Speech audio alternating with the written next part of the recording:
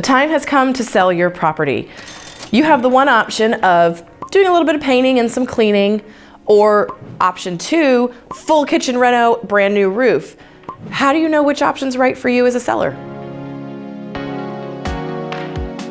When you sell a property, usually it's about the bottom line. How much can you sell it for, and how much does that put in your pocket at the end of it? Depending upon the state of your property, you may need to pay to play. There are small projects like cleaning, touch-up paint, trimming the bushes that are non-negotiable. Those are things you just need to do regardless of your property to bring it up to market.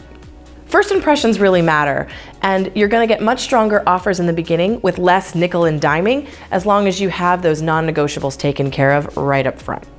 When you talk about bigger projects such as a new roof, remodeling kitchen and bathroom, those will definitely add value to your property, but at what cost? When it comes to large renovations, such as a kitchen or a bathroom, it may cost you $25,000. However, you're not gonna get a 100% return on investment, or ROI, on that remodel. Just because you spend $25,000 on a new kitchen doesn't mean you can add 25 grand to the price tag of your property. And when I meet with sellers and we have those kinds of conversations, typically I am asking, why are you renovating?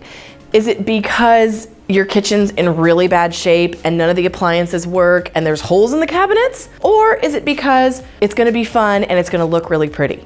Those answers are gonna determine whether it's worth your investment. And even though you don't get 100%, if you're bringing something up to market, bringing it into functional value, then it's worth the cost.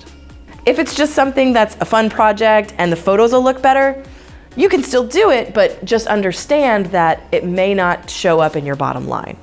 And when it comes to those big renovation projects, do yourself and your future buyer a favor. Renovate smart. Use licensed contractors, get permits where they're necessary, and if you're looking at updating countertops, that is a great upgrade. But please don't put super expensive, beautiful granite on top of 1980s super old particle board cabinets. It's a waste of your money because when those cabinets go to be replaced, that countertop is gonna be gone.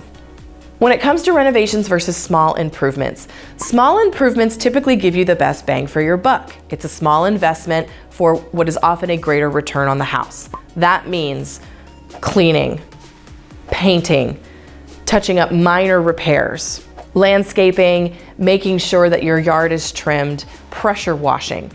A lot of those take time or not a lot of money, but when you're looking at gigantic renovations like kitchen and bath, just realize there's a certain percentage you'll get back, but you won't get all of it back.